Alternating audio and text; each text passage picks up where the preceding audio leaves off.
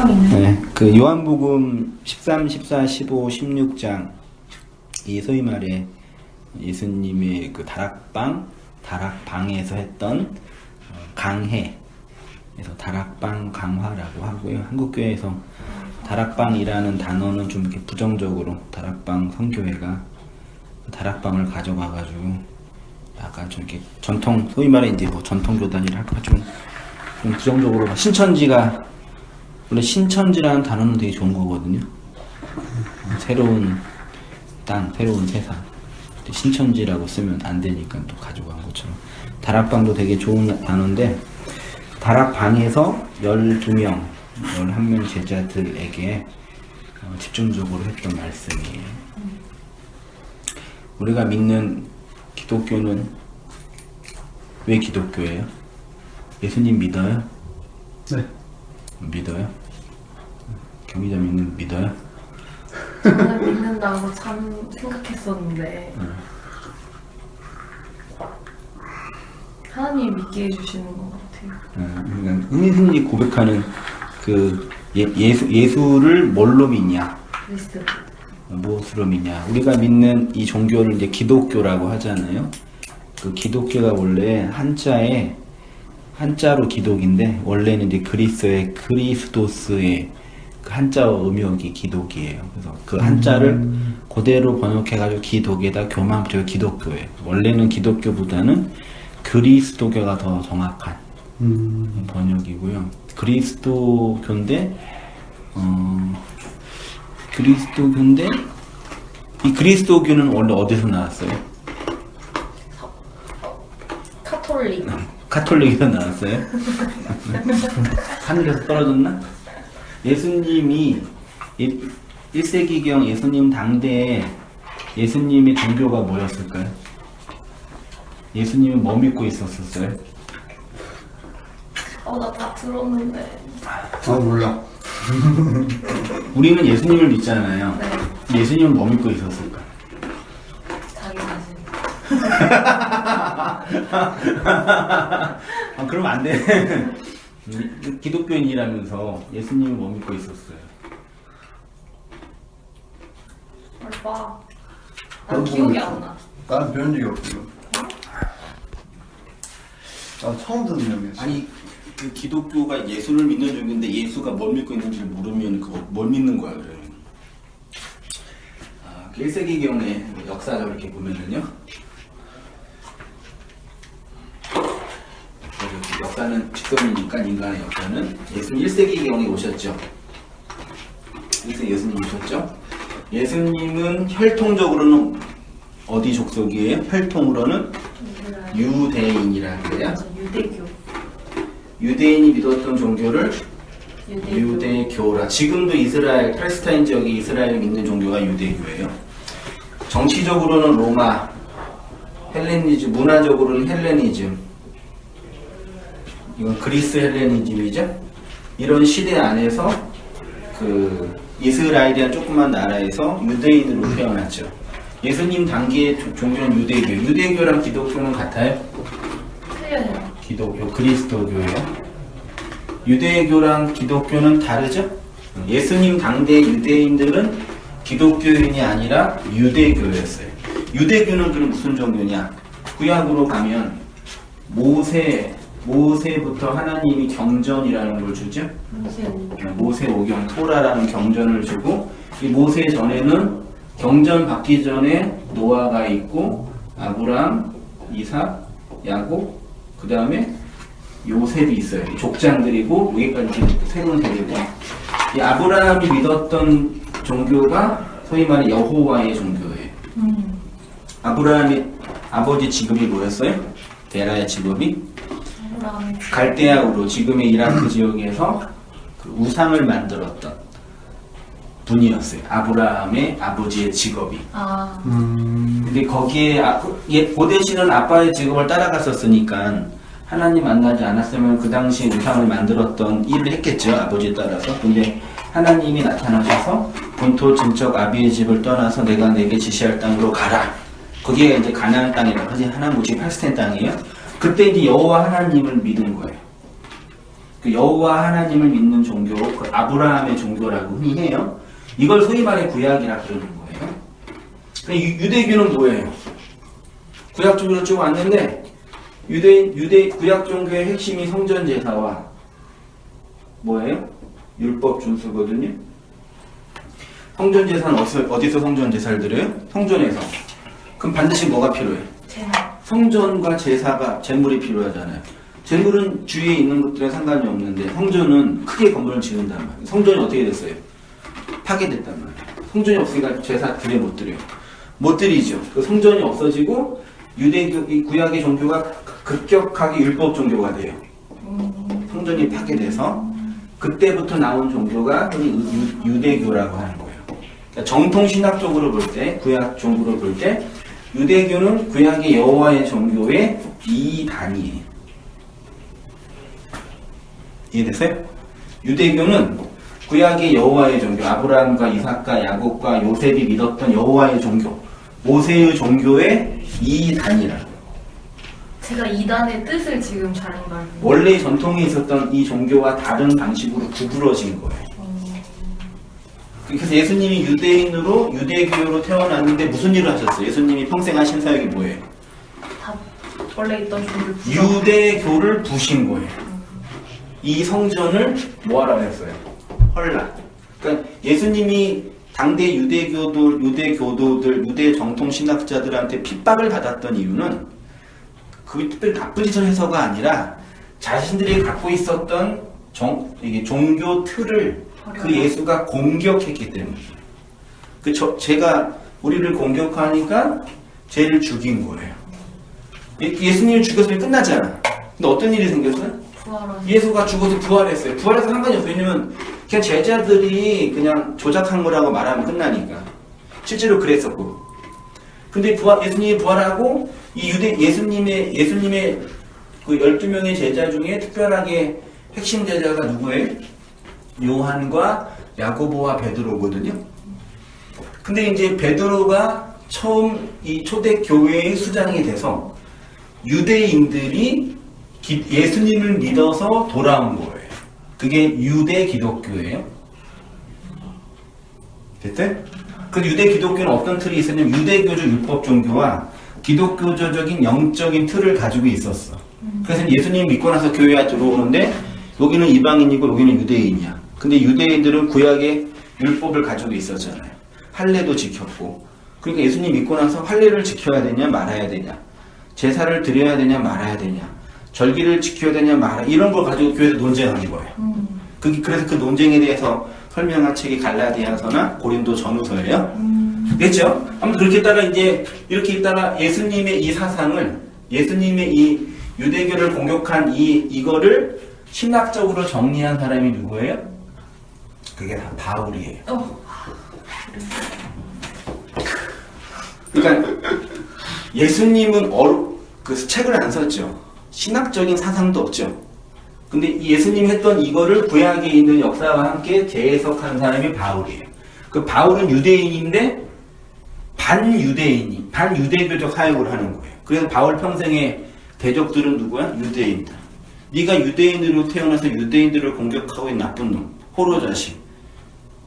이거예요. 그래서 40명이나 얘 안 죽이면 나 안 살아 그러고 40명 결사대가 있을 정도에서 얘 죽이려고. 그래서 바울의 신앙은 되게 이렇게 비판적이죠. 유대교에 대한. 공격적. 네, 구약율법에 대한.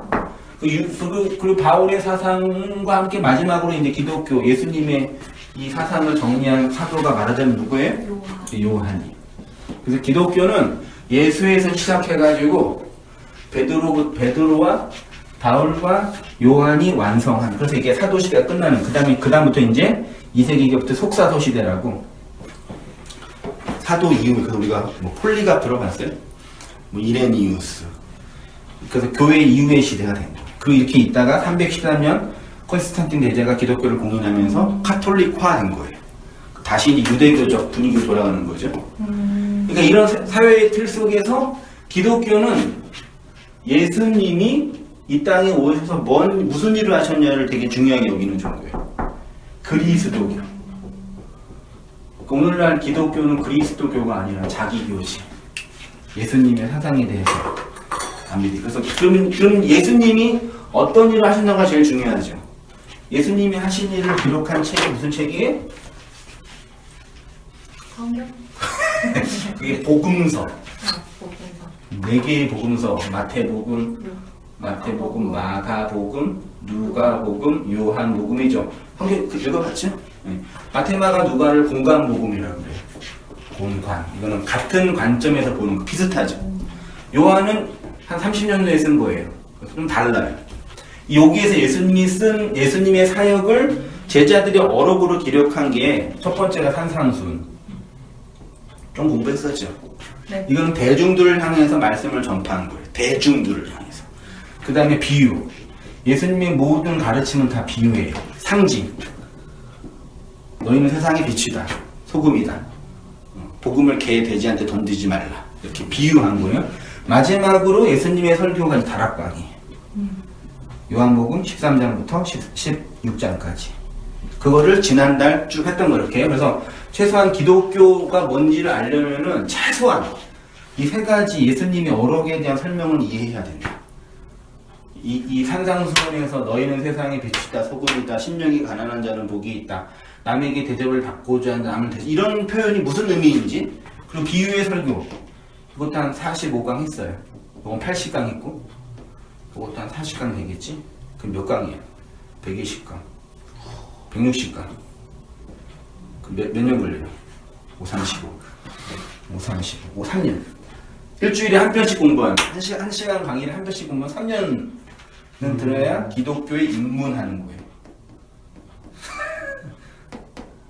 그 고대 시대에는 어느 종교에 입문하려면 최소한 3년에서 6년 걸렸어요. 그럴만할 것 같아요. 오늘날 기독교는 기독교가 아니라 그냥 대중화된 종교지. 그 뭐냐?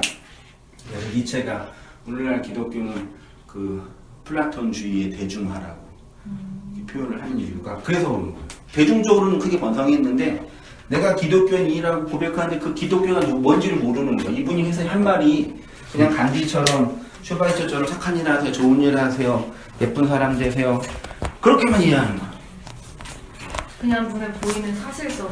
네, 이거는 서론 중에서 진짜 서론 한지 처음 시작한 거고 그렇게 하고 있는데 이제 그 중에 이제 다락방 설교 끝나고 다락방 설교 다음에 예수님이 십자가에 지기 직전에 마지막으로 한 행동이 뭐예요?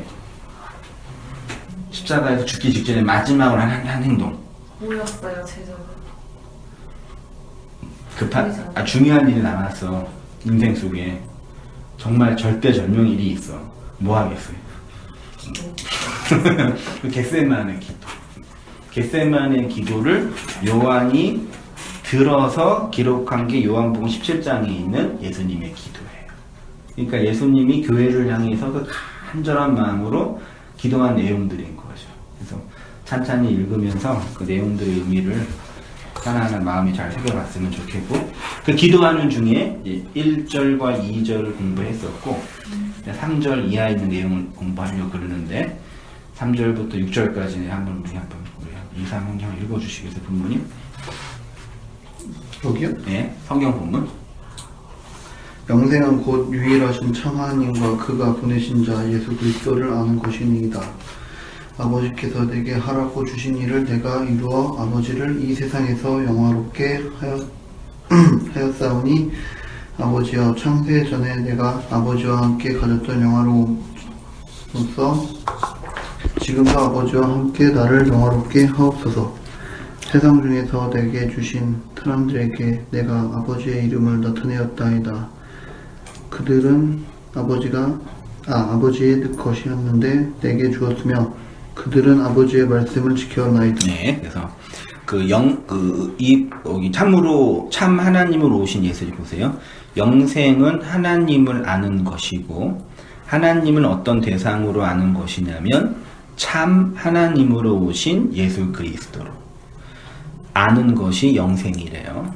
참으로 번역된 알레디노스는요, 진짜의, 실체의란 뜻으로 예수 그리스도가 하나님의 실체를 설명하는 모형이고 그림자라는 뜻입니다.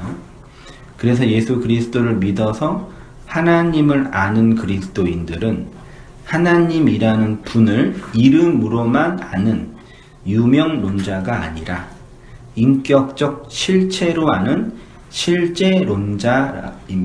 이게 좀 어려운 용어인데, 유명론과 실제론의 그 중세 보편 논쟁이라는 게 있는데, 뭐 철학적인 논쟁을 말하는 게 아니라, 우리가 하나님을 믿지요. 네. 하나님을 알죠. 근데 그 하나님은 뭐예요? 우리가 그러니까 하나님을 하나님으로 지칭한 존재는 누구예요? 인간. 그 인간이 저거는 하나님이라고 지칭할 수 있어요? 그 이름을 짓는다는 얘기는 이름을 지음받는 존재가 더 큰 존재일 수 없는 거죠. 아빠가 아들의 이름을 짓지 아들이 아버지 이름을 못 짓죠. 근데 인간이 하나님이라는 존재를 하나님이라고 부를 수 없는 어떤 존재라고도 할 수 없는 어떤 실체를 인간이 이거는 하나님이라고 정한 거예요. 그게 하나님이 잘 생각해요. 자, 하나님이라는 걸 믿잖아 우리가. 근데 그 믿음은 내 밖에 있는 어떤 영적인 실체 이전에 우리가 이렇게 정한 거라고요. 그렇죠? 그러니까 그건 하나님일 수 없는 거죠. 이해돼요? 안 돼요? 이해는 되는데, 그렇다면 네. 그러니까 인간적으로 그 대상을 믿고 싶은데 하나님이라고 지칭을 해놓은 거잖아요. 그쵸. 그렇다면 그분을 부르고 싶어서 하나님이라 지칭했는데 그게 아니라면 뭐라고 불러야 되는 거예요? 그러니까 그게 이제 그래서 이름을 지은 거예요. 그러니까. 그래서 그래서 하나님을 이름으로만 알고 있는 거를 유명론이라고 하자 이 얘기예요. 그걸 유명. 네, 그러니까 하나님이라는 실체를 제가 하나님이라 그러고 제가 하나님이라 그러니까 그럼 이걸 하나님으로 하자 이렇게 정한 거예요. 그 유명론이에요. 네. 됐죠? 근데 이거는 하나님의 그 실체를 아는 게 아니라 껍데기. 내가 알고 있는 이름으로 정한 거예요. 됐죠? 네.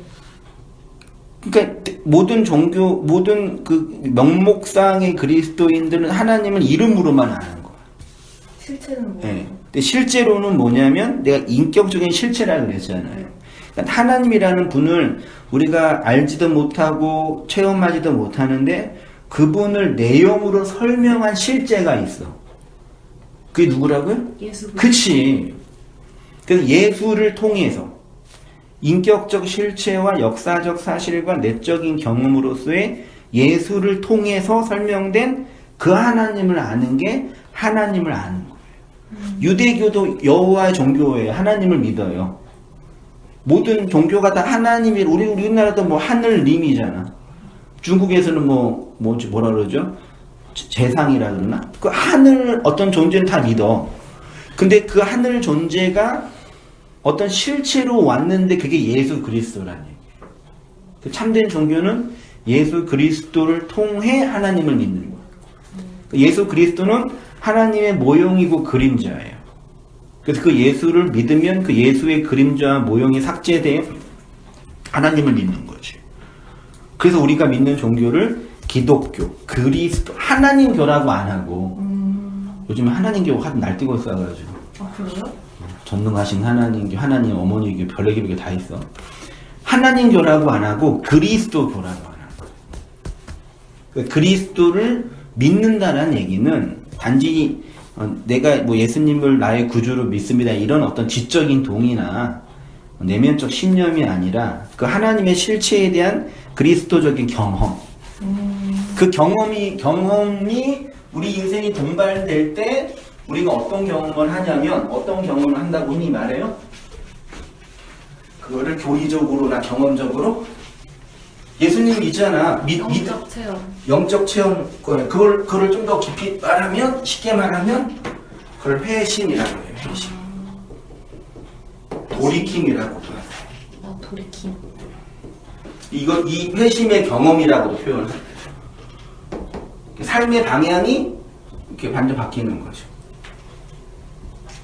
그러니까 하나님을 믿고 하나님 예수로 믿는데 그 예수에 대한 경험이 회심의 경험으로 동반되지 않으면 그가 믿는 예수와 우리가 믿는 예수가 다른 거죠. 그래서 이제 예수님이 이 땅에 오셔서 행하신 사역과 하신 말에 집중해야 돼요. 그래서 그 예수님이 행하신 일과 하신 말이 기록되어 있는 경전에 집중하고 그 경전을 배우고 그 안에 있는 내용들을 나누고 정리하는 거예요. 그렇게 하려고 교회로 모이는 거예요. 교회가 해야 할 가장 중요한 일, 목사가 해야 할 가장 중요한 일, 성도를 향한 가장 중요한 일, 섬김, 배려는 뭐 인간적으로 따뜻해주고 뭐 이렇게 지지해주고 이런 게 아니라 하나님의 그 말씀을 잘 가르치고 전해서 1.1회 완벽하게 100%는 없겠지, 순수한. 그렇지만 가능한 한 순수하고 순결하게 섞이지 않는 그 진리의 진리를 증거하는 거예요. 그렇지 않고 이거를 뭐 교회를 성장하기 위한 수단으로 사람들한테 심리적 위로를 주기 위한 방식으로 사용해 버리면 오늘날 꼭 이런 왜곡된 기독교 꼴이 되는 거죠. 그렇죠. 그게 예수님을 믿는 거예요. 믿는 거죠. 앞으로 그렇게 해보려고. 상품이 괜찮아요? 사용할 상품이에요? 어떤 지불하고 살만한 상품이야? 그렇게 했으면 좋을 텐데 지불이 안 되니까.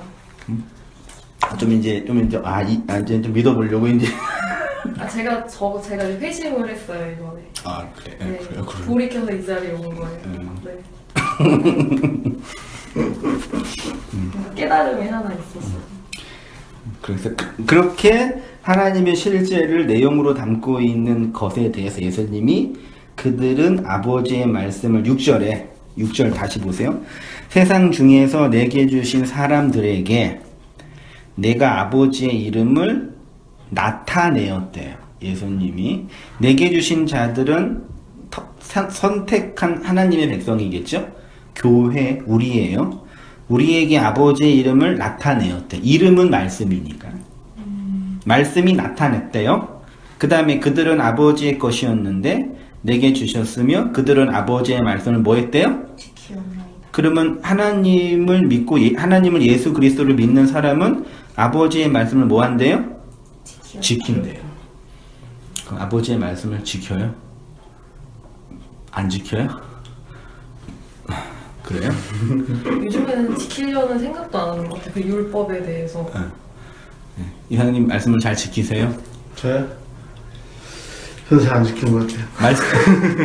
말씀을 지킨다라는 게 뭐냐 이렇게.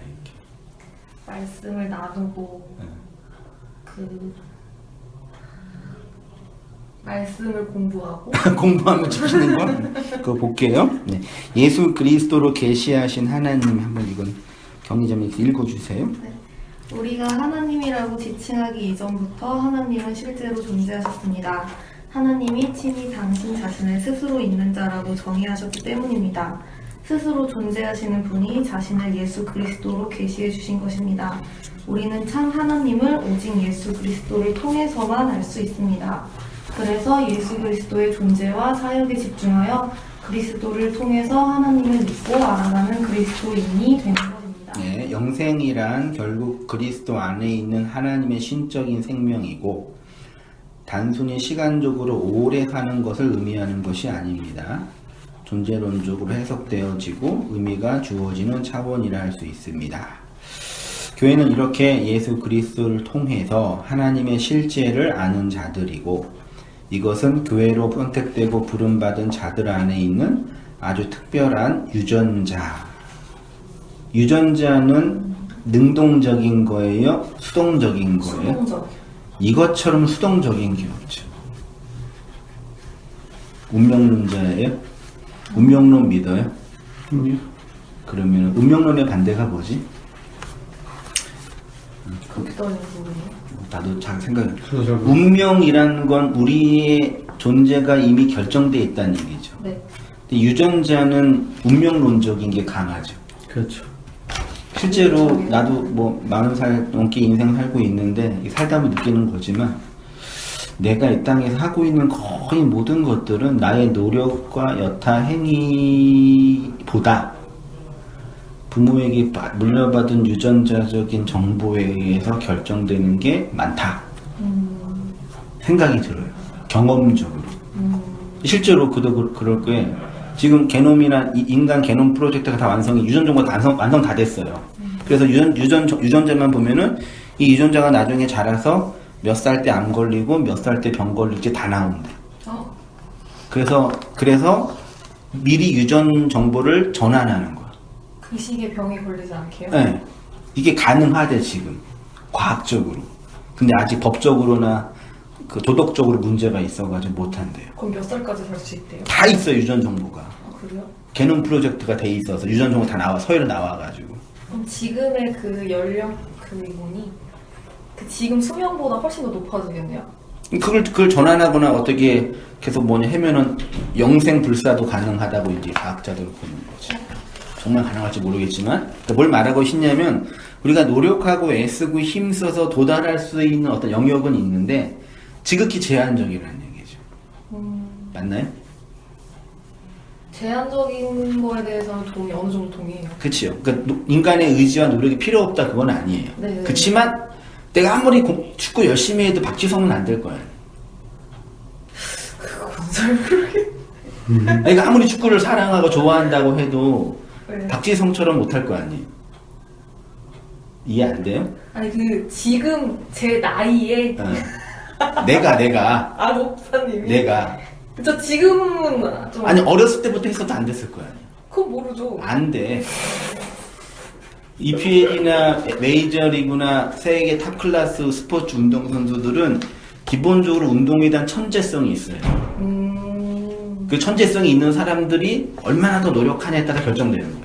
근데 재능적인 부분도 있겠지만 노력형도 있잖아요. 근데 재능이 있어야 노력이 의미 있다고.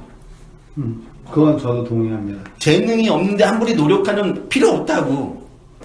근데 재능이 아예 없는 사람이 그렇게 노력하진 않겠죠. 그러니까 뭘 말하고 싶냐면 우리가 이 땅에서 경험하고 있는 이 세상의 경험적인 것들은 우리의 노력과 선택 여하의 문제보다 내가 타고난 내가 선택하지 못한 수동적인 유전자적인 요소가 많이 있잖아요.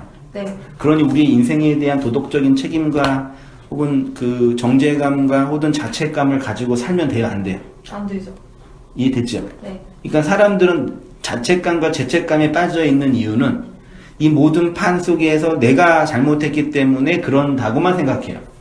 유전적인 그런 거 영향을 생각하지 않고 그쵸? 그냥 상황만 내가 말한 유전적인 정보는 생물학적인 것뿐만 아니라 인생 전체에 내가 갖고 있는 판 속에서 내가 할 수 있는 의지가 지극히 제한적인 거죠.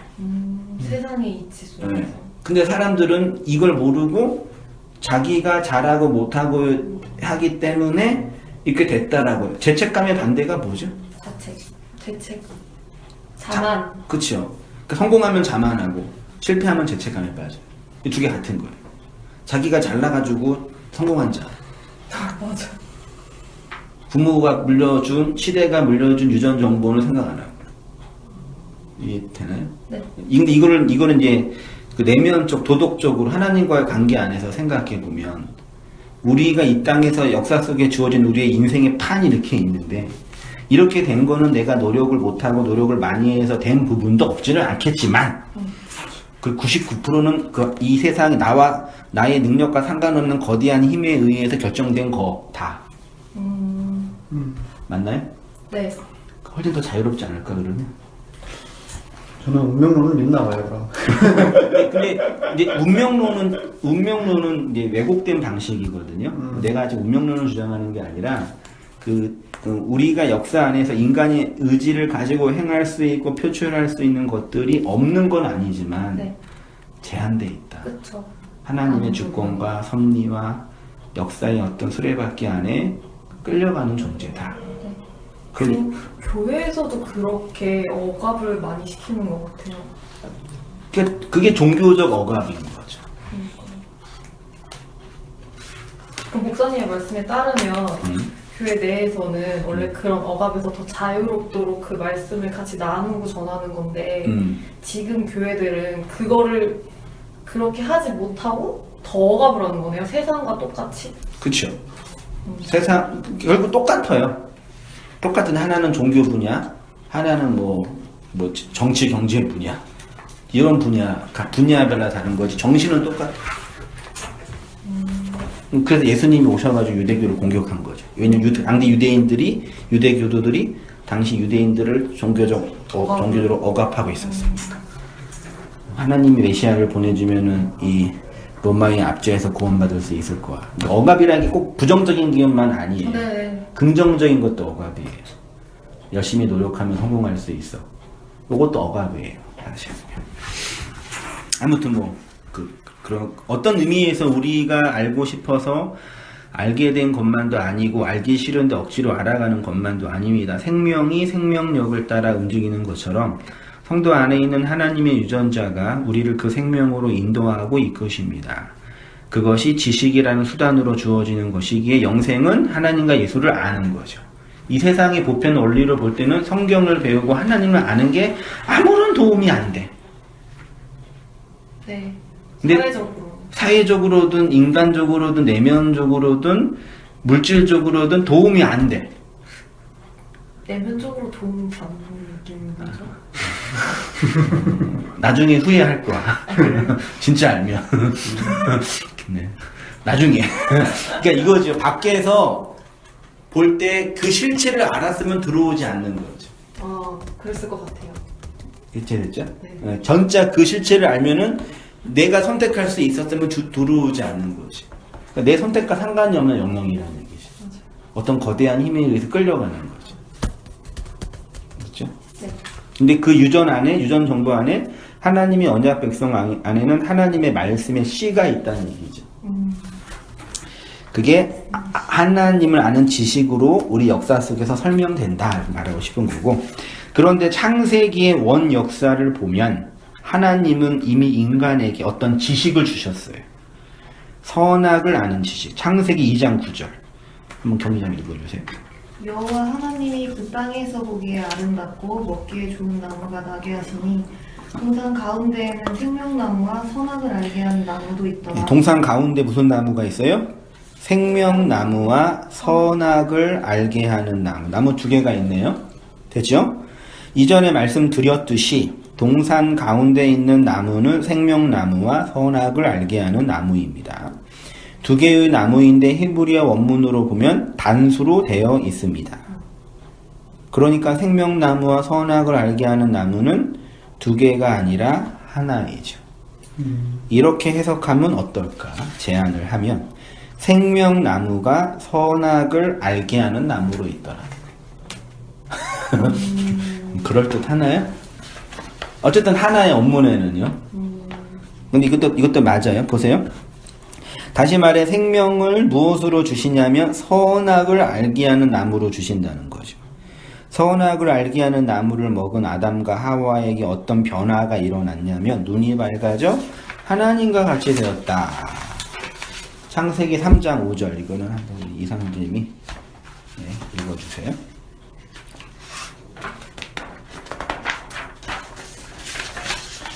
너희가 그것을 먹는 날에는 너희 눈이 밝아져 하나님과 같이 되어 선악을 하나님이 알심이니라. 이에 그들의 눈이 밝아져 자기들이 벗은 줄을 알고 무화과 나무 잎을 엮어 치마로 삼았더라. 하나님과 같이 되어 선악을 알게 되었다라는 것은 하나님이 되었다. 하나님과 같이란 얘기가요. 원문에는 하야 엘로힘인데요. 하야는 비동사이니까 하나님이 됐다예요. 그럼 아담과 하와가 하나님 아래에 있는 피조물이었는데 선악과를 먹어서 하나님이 됐다는 얘기는 하나님의 신적인 능력과 생명력과 권능과 똑같이 가졌다라는 뜻이 아니라 하나님이 어떤 위치와 똑같은 위치가 된 거예요. 그게 뭐냐? 선악을 판단하는 주체. 그러니까 아담과 하와가 선악과를 먹기 전에 선과 악이 무엇인지 알았어요? 몰랐어요?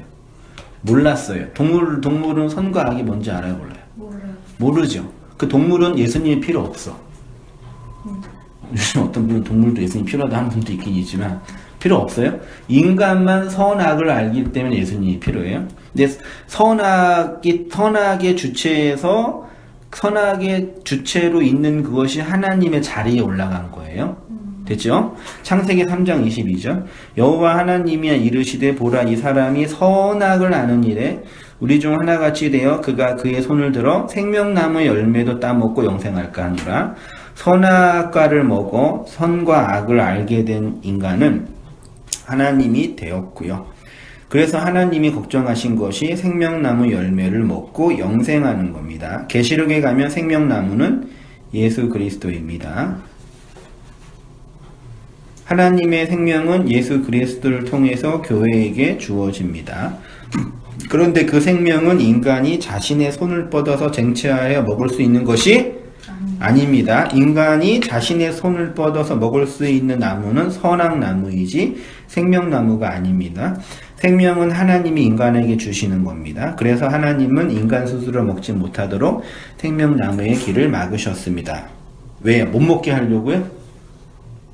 선악과는 인간이 자신의 의지를 가지고 욕망을 가지고 먹는 나무였는데 생명나무는 하나님이 인간에게 시여하는 거예요. 됐죠? 인정하세요?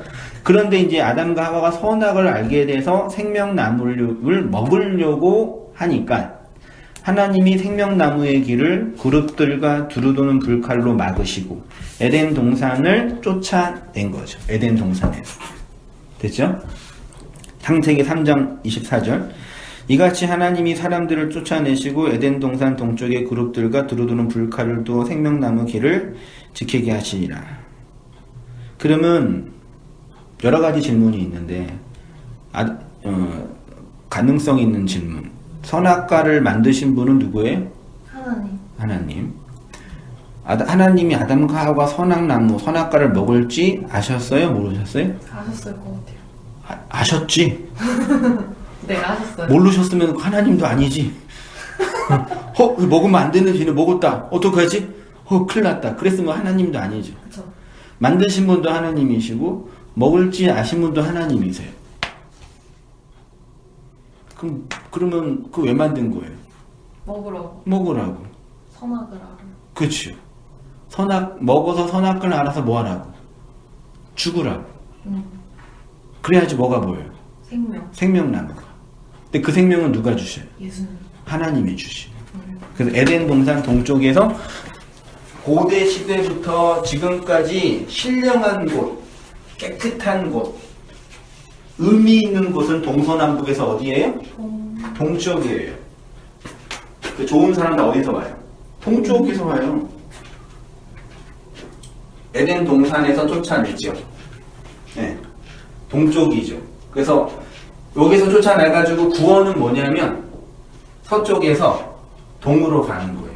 그 달마가 동쪽으로 간 이유가 그 진리를 찾으려고 한 거래요. 진짜예요. 팔레스타인 지역 그림을 내가 보여드리는데 여기가 이집트고 여기가 이제 구라파고 여기가 팔레스타인 지역이에요. 이스라엘 백성이 애굽에 여기 있었죠.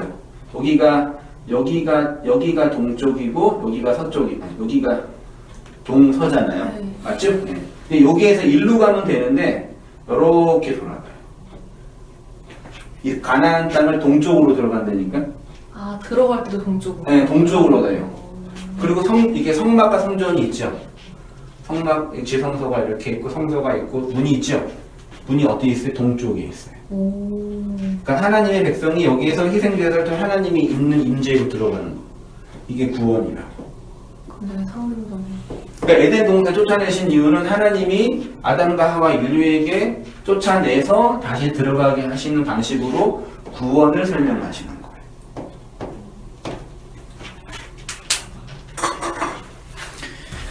그래서 나중에 이제 계시록에 가면 생명나무가 예수님이니까 생명나무 길 에덴 동산이 회복되는 거죠. 그게 새 땅과 새 하늘, 새 예루살렘의 회복인 거죠. 그래서 그 선악과를 먹음으로써 우리 안에 그 생명의 씨가 있는 것을 예수님을 믿음으로써 그게 이렇게 네. 태어나는 그렇죠. 내가 선악과 먹은 죄인이라는 걸 인정할 때 그게 보이는 거지. 생명이 있구나. 근데 많은 사람들은 자기가 선악과 먹은 하나님 아래에 있는 그 존재라는 걸 인정하지 않죠. 자기가 주체를 해가서 신의 자리를 따라 살아가는 거니까. 신들의 세상이지. 3페이지, 2페이지 오른쪽 위에요. 영생의 길. 영생은 이렇게 하나님이 예수 그리스도를 통해서 교회에게 주시는 하나님의 신적인 생명인데, 그 생명의 내용은 뭐냐? 선악나무의 열매를 먹어 선악 판단의 주체로 하나님의 자리로 올라간 인간이 생명나무를 통해 그 자리에서 내려오는 거죠. 예수님 믿는 건 나의 하나님 자리에서 나의 피조물 자리, 그거 인정하는 거. 쉽죠? 어려워요. 말은 쉬워요. 말은. 근데 뭔지는 알겠지. 네. 근데 내가 인간은 죽을 때까지 자기의 신됨과 왕됨을 주장하거든요. 굉장히 교만하죠. 능력과 힘이 없어서 신의 자리에 못 올라 있는 것 뿐이지. 그렇죠. 그게 이제 그 휘브리스라는 교만이죠. 근데 예수님 믿는 건 거기에서 내려오는 거예요. 그게 믿는 거예요. 낮은 자리. 그렇죠. 잘 믿어요? 믿으세요. 어차피 내려와야 돼요. 제가 내려가기 싫어도 끌어내리시더라고요. 하나님이 끌어내시지 않더라도 내려가게 돼요. 그럴 수밖에 없더라고요. 이 땅에 왔다가 빈손으로 왔다가 빈손으로 가는 게 인생이라고. 내가 가지고 있는 모든 것들을 다 빼앗길 건데. 저 어차피 지고 가는 거 아무것도 없는데. 근데 여기에서는 신이 되고 싶은 거죠. 사는 동안이라도. 돈이 없어도 신, 능력 없어도 신. 그 신들의 전쟁인 거예요. 그걸 이제 생물학적으로 하면 정글인 거죠. 정글의 법칙은 뭐예요? 인간 사는데 양육, 강식. 그래서 강자가 되고 싶은 거예요. 살아남기 위해서. 그 세상은 강자 되라고 하는 거지. 기독교인들도 강자, 하나님의 이름으로 강자 될 수 있다고. 예수님 팔아먹고, 종교 팔아먹고. 많이 하죠. 하나님 잘 믿으면 강자 될 수 있다. 교묘하게. 하나님 잘 믿으면 신의 자리에 올라갈 수 있다. 이렇게 뻥을 치시는 거죠. 세상은 이렇게 썩어가고 있는 거예요. 계속 그 권력자들에 의해서 자기 욕망에 따라서 마피아, 간피아, 해피아들이 판을 치고 있는 세상인데. 그 다음에 4절부터 다시 볼게요.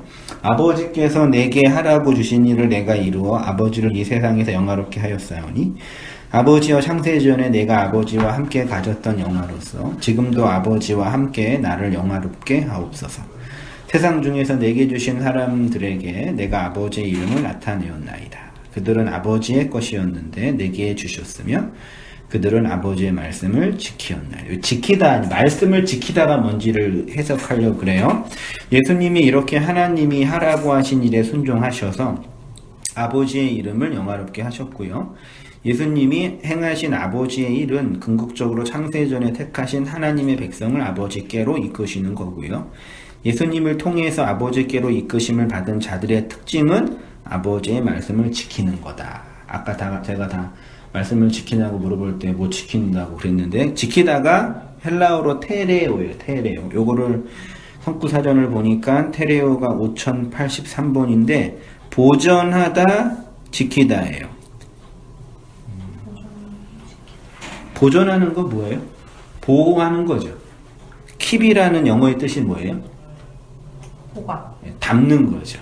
말씀을 지킨다. 우리나라 한글에 지키는 거는 윤리 도덕적 규범 준수, 신호등을 지킨다, 선을 지킨다, 이렇게만 이해하잖아요. 근데 영어와 원어에는 담는다, 보호한다. 그러니까 아버지의 말씀을 지킨다. 요거를 도덕적 계명으로 보지 말고 내가 마음에 담아야 할 내용으로 본다면 전자의 의미가 없어요, 사실은. 하나님의 말씀을 개별적인 조항으로 만들어 놓고 하면 그거 지킬 수 있어요? 아니요. 10계명 중에 10계명 다 지켜요? 아니요, 하나도 못 지켜요. 살인해요? 근데 그게 그것도 없어요. 마음으로라도 살인했으면 그건 지키지 못한다고. 그래요? 살인, 간음. 거짓말해요? 거짓말을 항상 많이 하고. 도둑질해요? 남의 집에 아내를 탐내요? 부모를 공경하지 않아요? 가끔 이렇게 화나요. 그런 계명을 다 못 지키네? 저 하나도 못 지켜요. 이상 문제는 좀 지켜요? 살인은 안 하구나. 그게 도덕적 그 계명으로 지키는 것 보세요. 6절에 읽었죠. 그 다음에 말씀을 마음에 담아 보존하다의 의미입니다. 단순히 율법을 준수하는 것처럼 계명을 지키는 것이 아니라 말씀을 담아 보존하다. 대표적인 말씀, 예수께서 이르시되 그를 가만두어 나의 장래할 날을 위하여 그것을 간직하게 하라. 여기 간직하다가 테레오예요. 지키다예요. 이게 어떤 얘기냐면 마리아가 예수님께 향유를 부은 거예요. 예수님께 향유를 머리와 발에 부으니까 제자들이 왜 그러냐, 그러니까 예수님이 말리면서 가만두고 마리아가 한 행동은 나의 장래를 위한 것인데 그걸 간직하게 하라. 마리아가 향유를 예수님께 머리에 부은 그 사건이 말씀의 복음 사건이고 그거를 마리아의 마음에 간직하게 하라, 이 얘기죠. 자, 3페이지로 가서 향유 부음 자체가 마리아가 테레오 할 내용입니다. 향유는 마리아의 인생 전체이며 예수의 죽음을 위하여 바쳐지는 것입니다. 성도가 하나님의 말씀을 테레오 한다라는 개념이 이러합니다. 도덕적인 윤리적인 규범 한두 가지를 지키고 안 지키고의 문제가 아니라 예수의 죽음 속으로 함몰되는 인생 말씀이 담겨지냐의 문제. 인생 말씀이라는 게 뭐 같아요? 새로운 용어 개발했는데. 인생 말씀. 삶 속에 간직해야 될 말씀. 그렇죠. 시적으로 잘 얘기했어요. 예수님이 요한복음 1장 12절에 의하면 뭘로 오셨어요? 말씀이 로고스가 말씀이 뭐가 돼서요?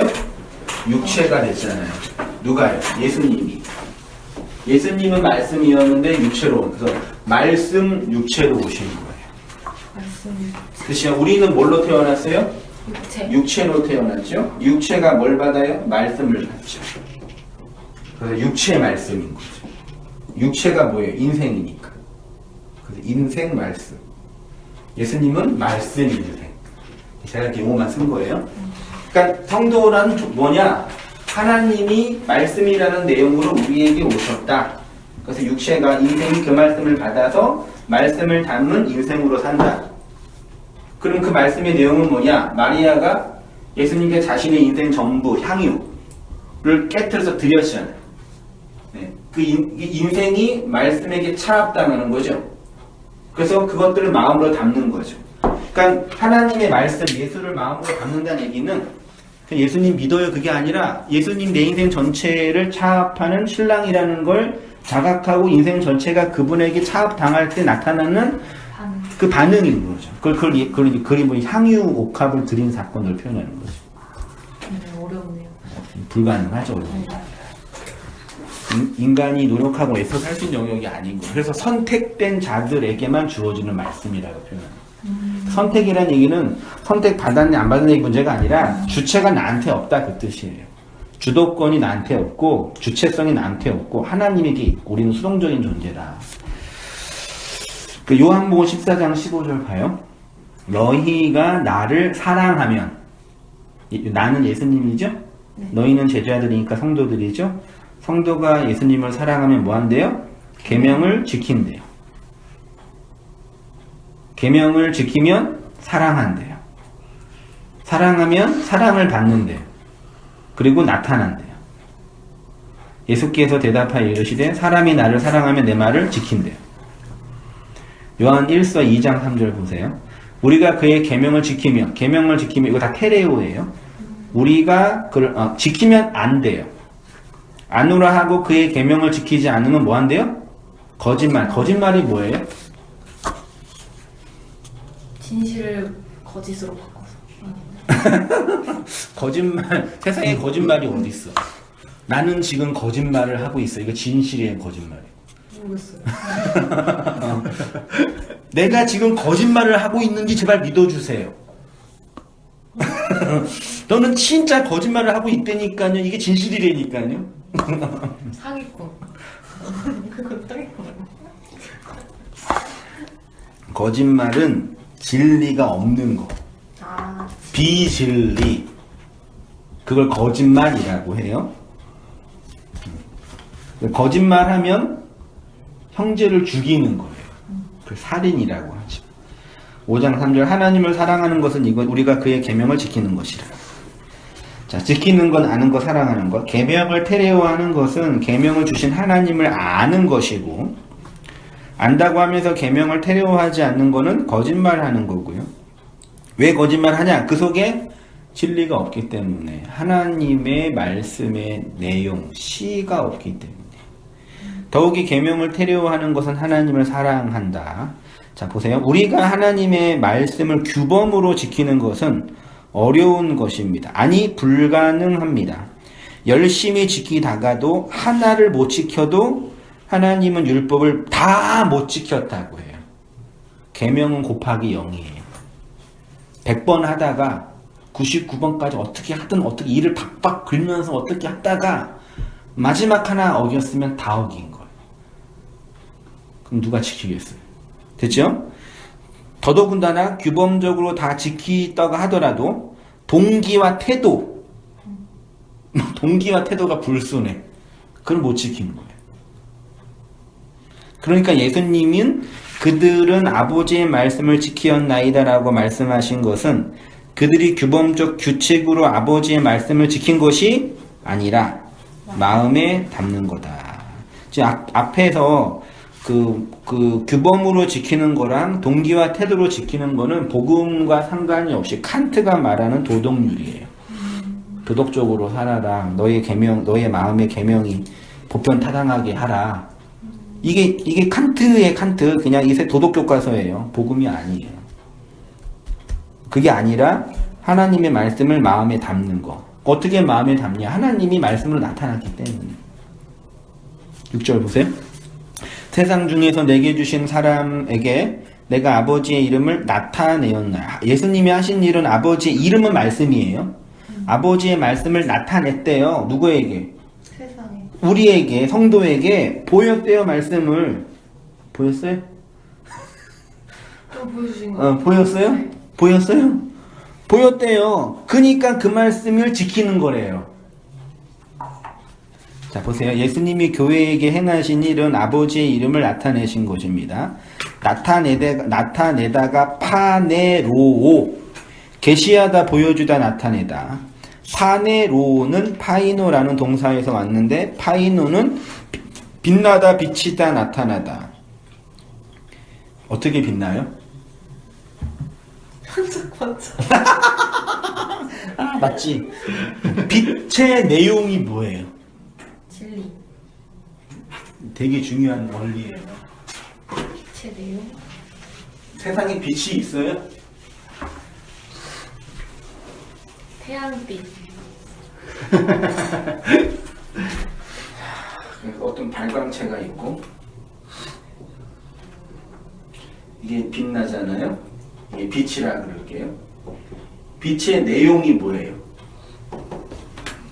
빛은 무슨 내용으로 나와요?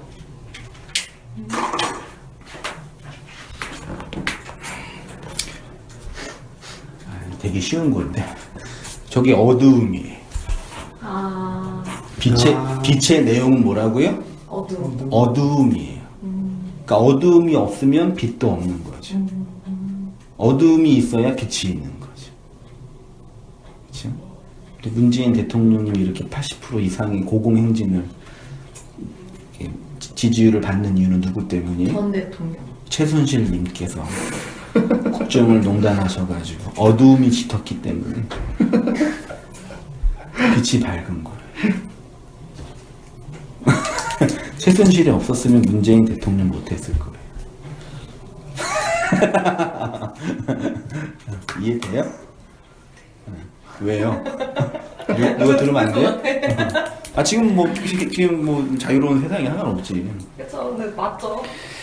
그러니까 그러니까 그러면 어두움이 누구예요? 하나님 우리에게 빛을 보여줬잖아. 빛을 비췄잖아요.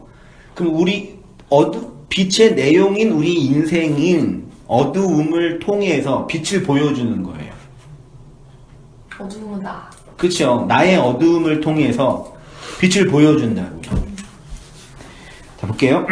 특히 하나님의 계시와 진리에 드러난 복음이 명백하게 나타날 때 사용된 단어.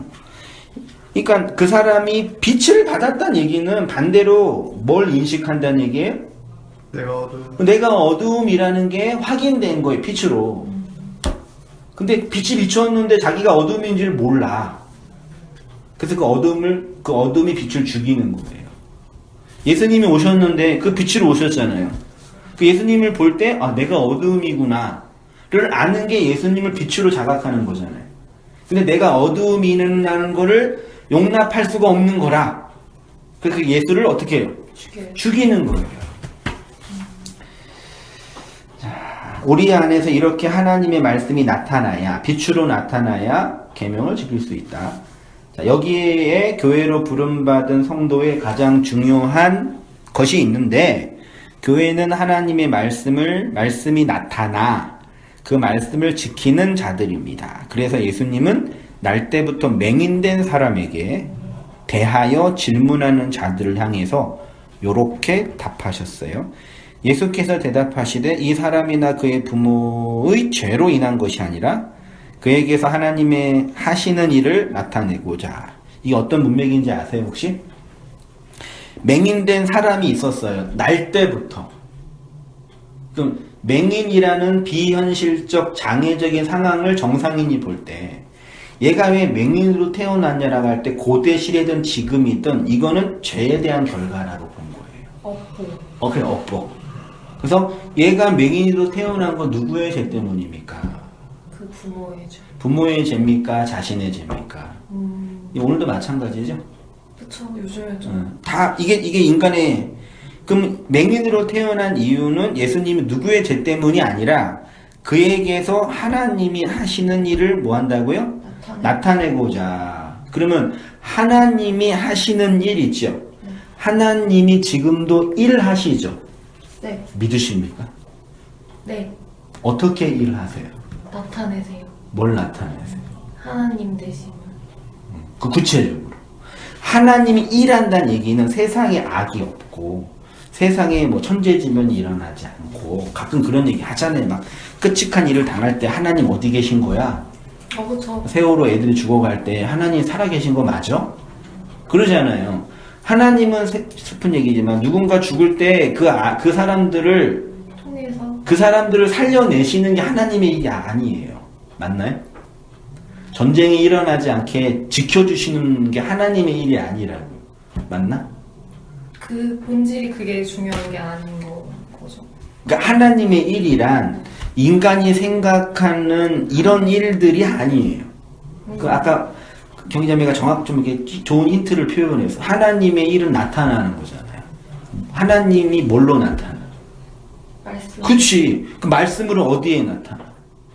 내 삶에. 그치요. 하늘의 땅에 믿지 않는 사람에게 아니라 선택받은 성도에게만 하나님의 일이 나타나요.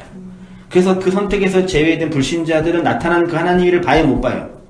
못 보잖아요. 그래서 하나님이 없는 거예요. 성도에게만 하나님의 글이 나타나요. 그래서 무스테리움, 비밀인 거예요. 그러니까 우리는 하나님의 일이 무슨 거대한 예수님 믿으면 뭐 성공하고 뭐 위대한 일이 일어나고 그건 하나님의 일이 아니라니까. 그것 또한 인간이 또 왕의 자리에 올라가기 위한 자기 합리화적인 구실인가요?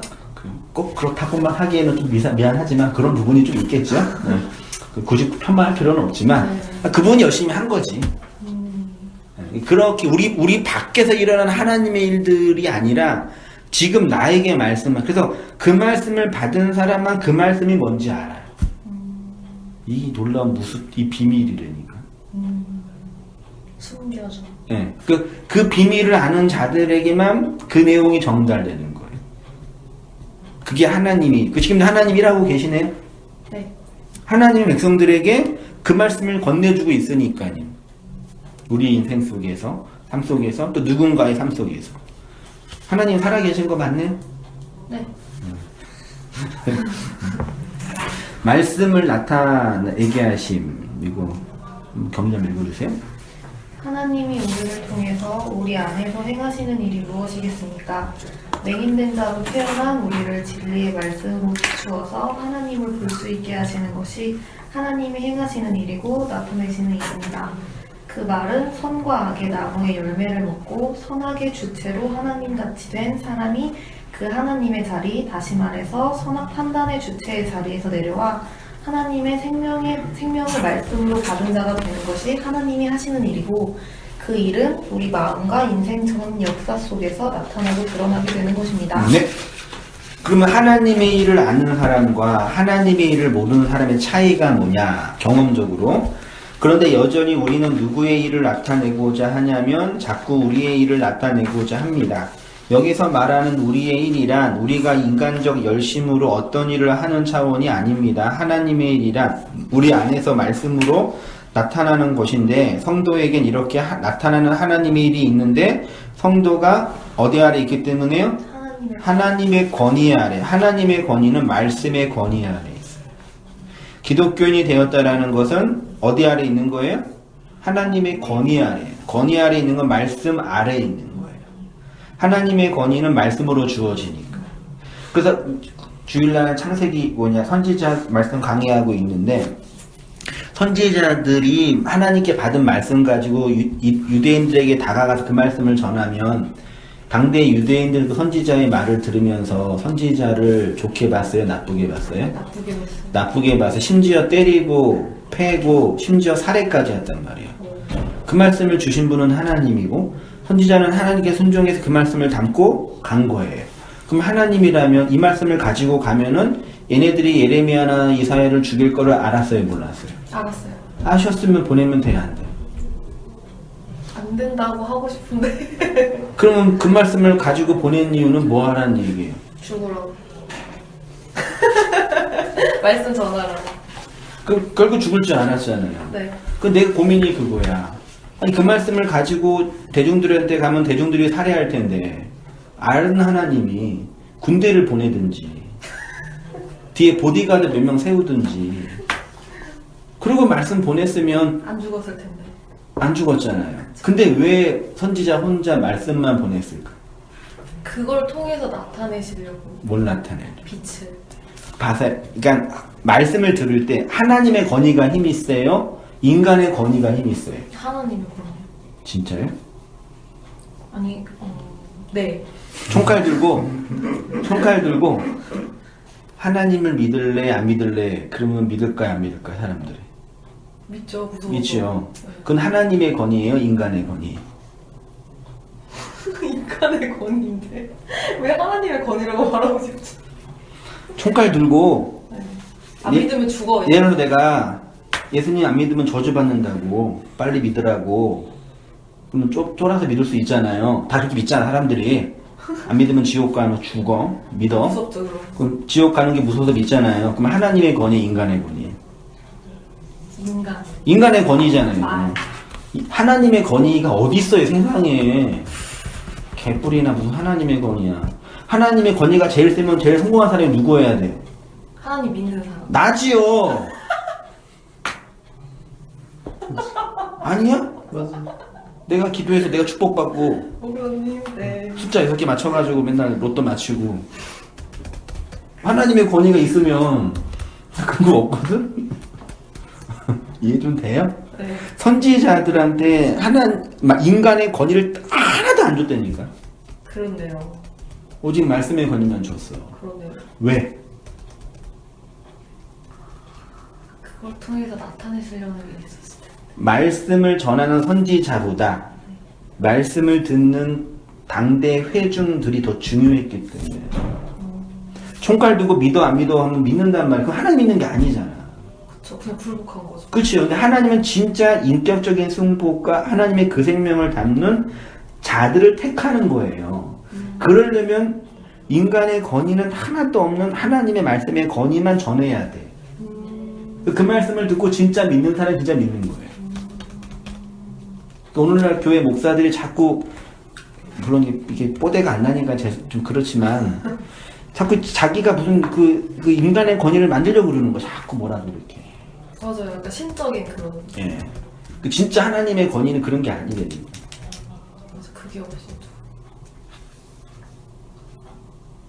그래서 성도만 하나님의 말씀의 권위 아래에 있는 거예요. 그러니까 아까 그 경희자매 그런 고백했잖아요. 회심했다고. 네. 회심 안 했으면 안 했을 거 아니에요. 그죠. 그게 무슨 권위예요? 제 권위. 하나님 권위. 하나님의 권위 아래에 있게 되니까 그 권위 아래 들리는 그 말이 들리는 거예요. 그래서 끌려왔죠, 여기. 이해되죠? 네. 이상현지 왜 끌려온 거예요? 이상희는 계속 오고 싶어 했어요. 하나님의 권위가 여자친구의 권위 때문에 온 거지. 아니, 그 이상희가 저한테 성경 공부 가라고. 아니 그대가 행복해야지 이 사람이 행복하니까. 그거 맞겠네. 그걸 몰라요 그거를? 우울하면 힘들잖아. 그래도 얘가 여기까지 온 거는 결국 하나님의 권위잖아요. 아니야 그대의 권위야. 하나님의 권위는 아예 없는 거지. 아예 없어? 너 오지 마. 그렇게 들어야 돼. 그래도 사랑하니까 배려해 주는 거지. 그쵸. 그냥 없어야 맞는 거야. 이게 사랑하니까 이렇게 배려해주고 이렇게 행복하라고. 아니 근데 이상희 성경 공부 재밌다 했거든요. 그렇지. 뭐 재미도 있을 수 있겠죠. 심리학적이랑 많은 겹친 부분이 많아서. 제이트? 근데 그거는 이제 진리랑은 상관이 없는 네, 그쵸, 거니까. 전혀. 별개는. 네. 그래서 성도에게는 하나님의 권위, 말씀의 권위 아래 있는 그 존재가 돼요. 그래서 하나님의 통치를 이렇게 받는 거예요. 맞아요. 도망갈 수가 없죠. 하나님의 말씀을 배운다는 것은 우리가 계시된 말씀을 배우고 진리를 듣고 나누고 고백하는 이유는 말씀의 권위 아래서 하나님이 나타내시고자 하는 일이 있기 때문입니다. 그것은 인간의 본성의 일이 아니라 하나님의 일입니다. 인간은 본능적으로 자기의 일을 자기를 위해서 행하지 하나님의 일을 하나님에 의해서 행할 수 있는 능력 없습니다. 그런데 우리에게 말씀이 들려 하나님의 일이 나타나게 되고 하나님의 권위 아래서 살아가는 것이고, 그래서 예수님이 아버지의 이름을 자신의 사역을 통해서 나타내셨다고 하신 것이고, 그의 교회가 아버지의 말씀을 지키었다고 선언하시며 기도하신 것입니다. 그래서 하나님의 일이 나타난다는 내용이 뭐냐? 고린도서 2장 14절 보세요. 항상 우리를 그리스도 안에서 이기게 하시고 우리로 말미암아 각처에서 그리스도를 아는 냄새를 나타내시는 하나님께 감사하노라.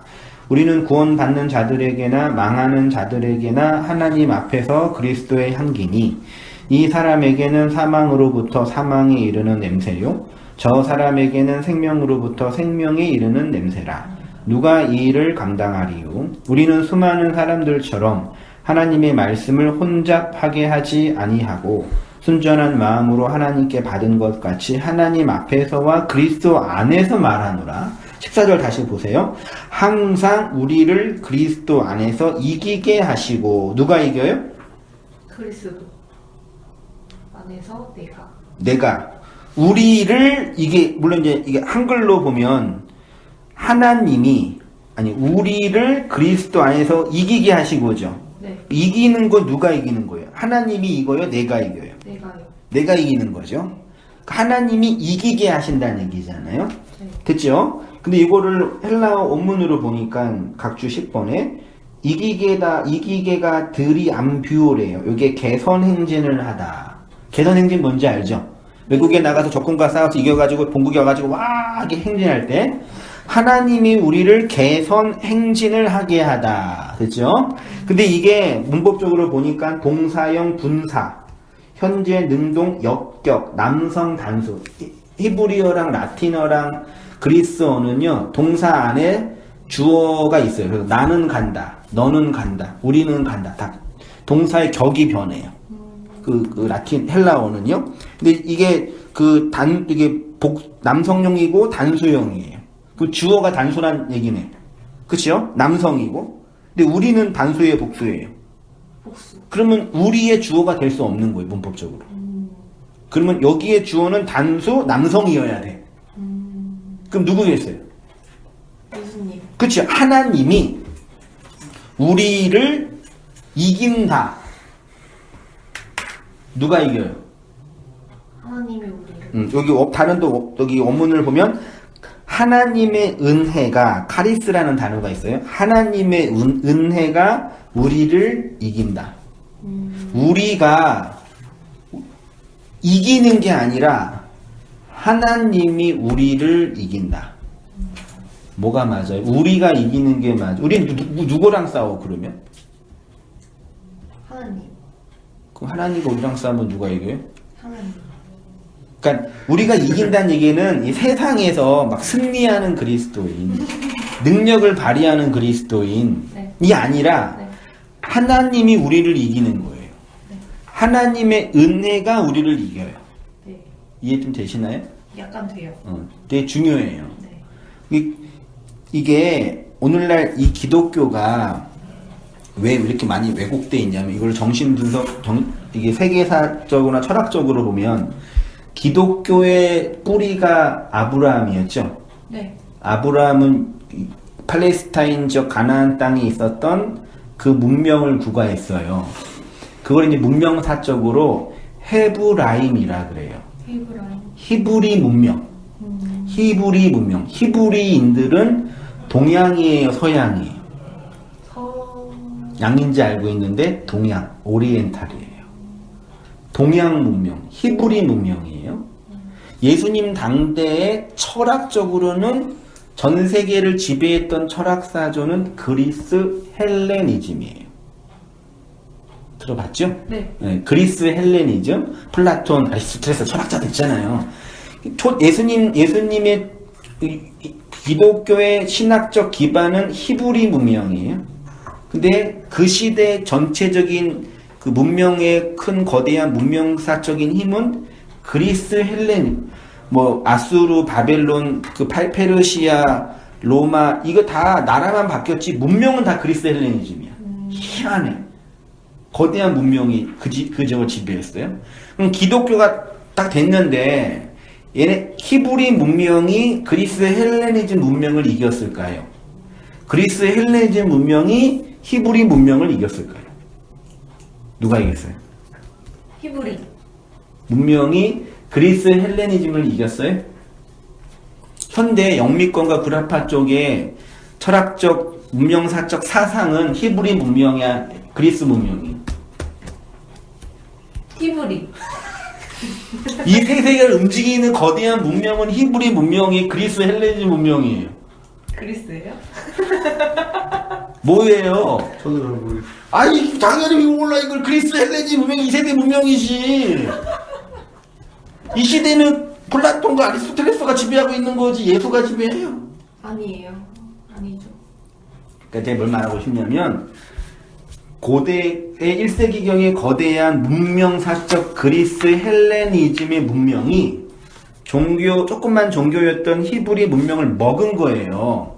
그래서 우리가 어떤 기독교를 몸에 체화하고 있냐면 그리스 헬레니즘적인 기독교를 체화하고 있어요. 대표적인 예가 예수님을 잘 믿으면 내가 이 땅에서 성공하고 번영한다. 나 중심의 하나님 생각. 그 하나님은 내가 원하고 내가 바라는 것들을 공급해 주시는 분. 요거는 하나님이 아니라 우상이라는 얘기죠. 이게 모든 문명의 독버섯처럼 쫙 깔려 있어요. 그 사람들이 교회에 가서 말씀을 들어도 하나님을 잘 믿으면 거기에서 제일 잘 믿는 하나님은 우상으로 믿는 하나님. 하나님을 잘 이용하고 열심히 기도하고 열심히 노력하면 나중에 지옥 안 가고 이 땅에서 성공과 번영을 준다고 하고 마음의 평화까지 준다고 하는 성경 몇 구절 끄집어내가지고 그렇게 얘기를 하는 거예요. 어떤 얘기인지 알겠어요? 네. 문명이 좀 거시적인 안목이 돼서 그런 시대 속에서 하나님이 어떤 백성들에게 하나님의 은혜가 우리를 해체하고 삭제하고 이기는 자들의 모습이 나타나. 바울 봐요. 우리를 그리스도 안에서 이기게 하시고 우리로 말미암아 각처에서 그리스도를 아는 냄새를 나타내시는 하나님께 감사하노라. 우리는 구원받는 자들에게나 망하는 자들에게 두 개가 있네요. 망하는 자들을 구원시켜주는 게 아니에요. 구원받는 자들도 있고 망하는 자들이 있는데 우리는 하나님의 은혜에 의해서 진 우리는 구원받는 자들에게는 생명으로부터 생명에 이르는 냄새가 되고 망하는 자들에게는 사망으로부터 사망에 이르는 냄새가 된대요. 우리는 누구를 사망에 있는 사람을 이렇게 설득하고 교화시켜서 생명으로 이끄는 게 아니라 이미 이건 정해져 있고 이 진리가 된 그 사람이 생명에 있는 사람들을 그 생명으로 이끌고 사망에 있는 사람은 그 사망으로 증명하게 하는 거죠. 진리가 딱 이렇게 봐요. 진리가 딱 떨어졌잖아요. 그러면 어떻게 되냐면 이렇게 반으로 나누어지는 거예요. 이렇게 해요. N극과 S극으로. 진리는 모든 걸 다 통합하는 게 아니라 이렇게 나눈다고 이렇게 해요. 하나님 백성과 하나님에서 유기된 어떤 자들. 이렇게 나누어요. 바울이 그렇게 나누어진 자기의 인생이 하나님의 은혜에 의해서 진 자신의 모습. 그래서 뭐라 그래요? 16절에 이거를 누가 감당하리요? 그러죠. 인간이 감당할 영역이 아니라는 얘기예요. 판단할 것도. 네. 17절 봐요. 우리는 수많은 사람들처럼 하나님을 혼잡하게 했죠. 말씀을 혼잡하게 한다는 게 뭐겠어요? 섞인다는 건데 언어로 보니까 카펠류오래요. 2585번인데 소매상하다. 장사하다. 하나님의 말씀으로 장사한다는 게 뭘까? 이용하다. 내 이익을 위해서. 그렇죠. 하나님의 말씀으로 장사하는 열심히 교회 봉사하면 헌금하세요. 돈 내세요. 그게 장사하는 거예요? 네. 순수하셔. 돈 내고 뭐라는 얘기는 그는 그냥 필요한 거 얘기하는 거예요. 응? 하도 돈에 다 울고 먹어가지고 그런 얘기만 하면 다 불안해하는데 돈 내고 이건 필요한 거 얘기한 거고 장사는 뭐냐면 내가 주체가 돼서 하나님을 잘 이용할 수 있다고 얘기해 주는 거예요. 그걸 하나님을 이용해 먹는 장사꾼이라고요. 바벨론 성에 계시록에 가면 바벨론 성에 거래되는 상품이 있거든. 이 세상은 다 장사하면 살잖아요. 우리가 장사하면 살아요. 어쩔 수 없어요. 장사는 뭐겠어요? 이문을 남기는 게 장사잖아요. 네. 이문을 말도 안 되게 많이 남기는 사람을 사기꾼이라 그러는 거고 조금 남기는 사람을 그냥 그런 거예요. 장사할 수밖에 없어요. 근데 바벨론 성에 장사를 하는데 물품이 왔다 갔다 그러는데 뭐가 왔다 갔다 그러냐면 인간의 영혼이 장사돼요. 영혼을 사람들이 팔어.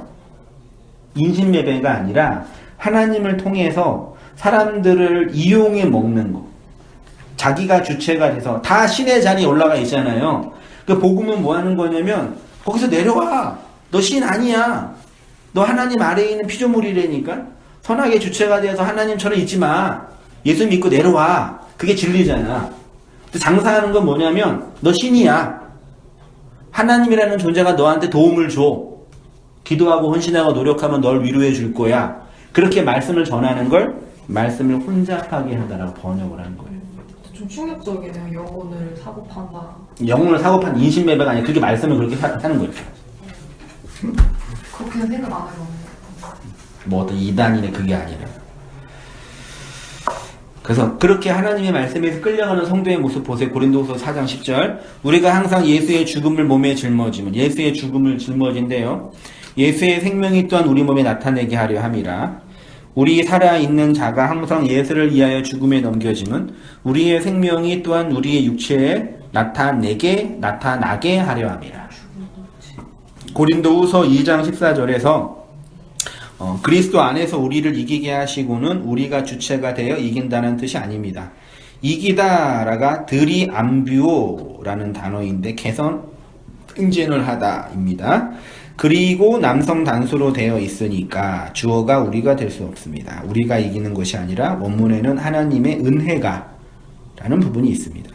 그래서 주어는 하나님의 은혜가로 해야 합니다. 정리하면 하나님의 은혜가 우리를 이기게 하시고 우리가 이기는 것이 아니라 하나님이 우리를 이기는 것.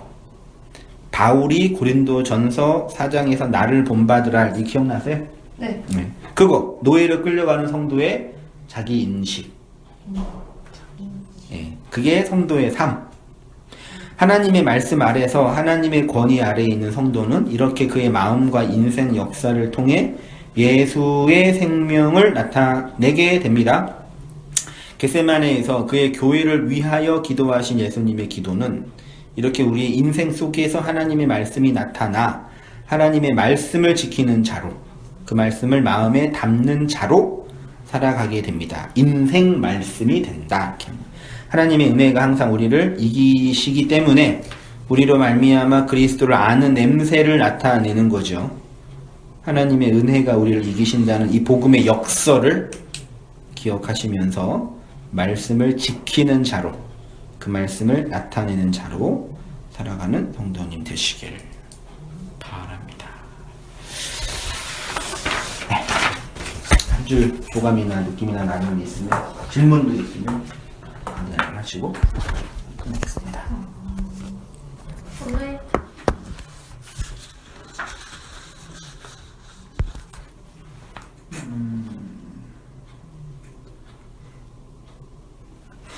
저 같은 경우는 하나님의 그 권위가 없다는 그런 거? 네. 그거가 인간적으로도, 아니 인간적으로라기보다는 뭐랄까, 별 생각이 없었는데 이걸 듣고 나서 당연히 없는 게 맞겠구나라고 생각을 좀 했어요. 교회 꾸준히 다녔잖아요. 응? 교회 꾸준히 다녔었잖아요. 네. 근데 권위가 없는 게 맞는 것 같아요. 그러면 주일날 말씀 예배 드리러 교회 다니는 습관?